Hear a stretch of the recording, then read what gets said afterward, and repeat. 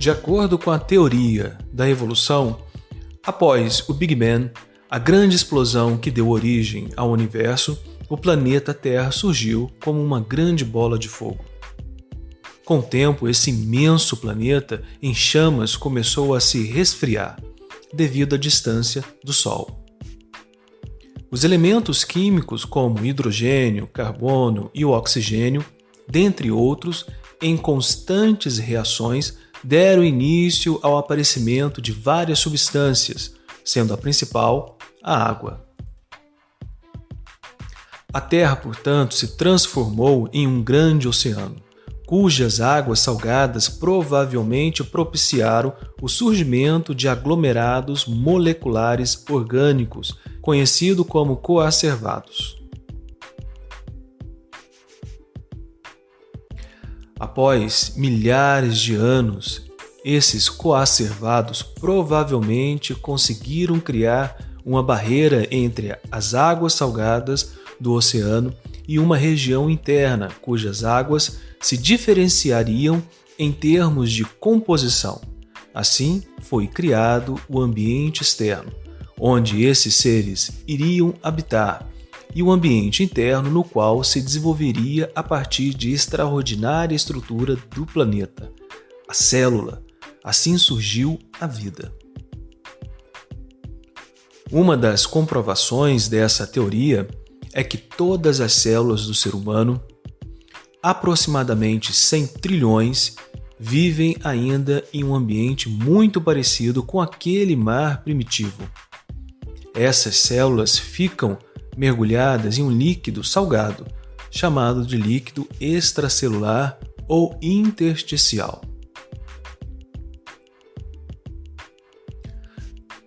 Então, o desenvolvimento da vida celular fez surgir várias estruturas localizadas e protegidas em seu interior, as organelas.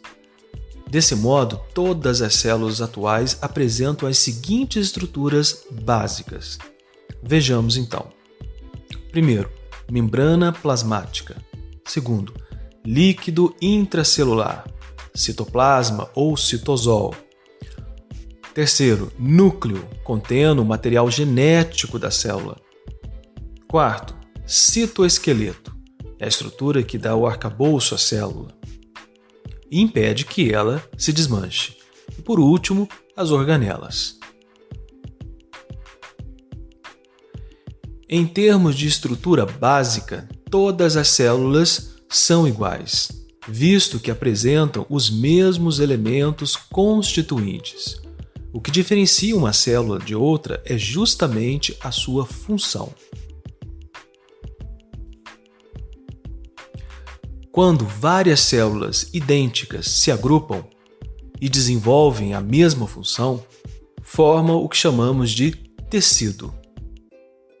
Então, os tecidos dão origem aos órgãos e estes originam os sistemas.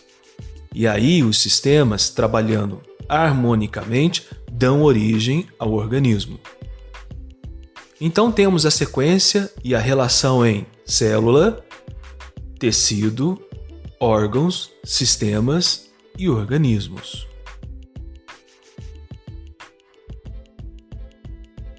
Para sobreviver, a célula necessita de um suprimento contínuo de água, oxigênio e nutrientes.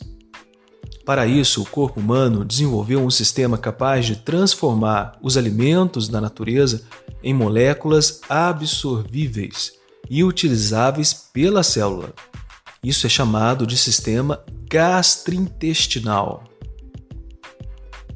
Para fornecer o oxigênio, dispomos de um sistema funcional, o que chamamos de sistema respiratório. E este sistema é capaz de realizar as trocas gasosas, com múltiplas funções orgânicas. O ser humano é capaz de buscar os alimentos por vontade própria e com total liberdade de movimentos por meio do sistema locomotor. Este sistema locomotor é uma associação e um trabalho conjunto de 3 sistemas: sistema esquelético, sistema articular e o sistema muscular. É possível retirar rapidamente todas as impurezas que estejam circulando no corpo, bem como, a todo momento, milhões de células realizam o equilíbrio hidroeletrolítico, ou seja, água e eletrólitos. Isso é chamado de sistema urinário. Há uma máquina espetacular que trabalha 24 horas por dia durante toda a vida para fornecer a força de propulsão necessária à movimentação dos líquidos corporais. Como você mesmo pode deduzir, este órgão, essa máquina, é chamada de coração. Os líquidos são conduzidos por uma rede extensa de túbulos, um verdadeiro labirinto emaranhado, capaz de alcançar os mais de 100 trilhões de células que constituem os tecidos do nosso corpo. Esse sistema operante que conduz os líquidos e distribui, que faz tanto a distribuição quanto o recolhimento, é chamado de sistema circulatório. Pois bem, é interessante notar que todas essas células podem se comunicar de maneira muito eficiente por meio de mensageiros químicos. Esses mensageiros vamos chamar inicialmente de hormônios. E os hormônios atuam a partir de um sistema. Esse sistema, de maneira soberana, é chamado de sistema endócrino.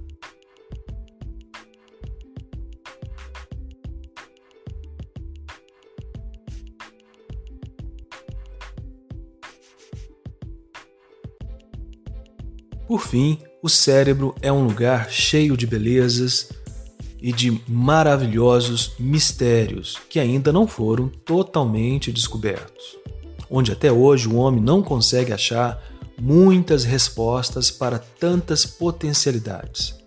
Trata-se do centro de comando de todo o organismo. Esse centro de comando vamos chamar de sistema nervoso.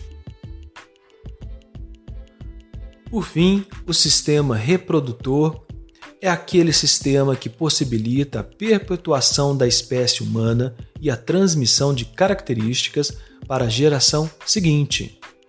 Para entender melhor o funcionamento das células, serão listados os principais componentes celulares e suas respectivas funções. Isso vai ficar para o próximo episódio do nosso podcast. Até lá!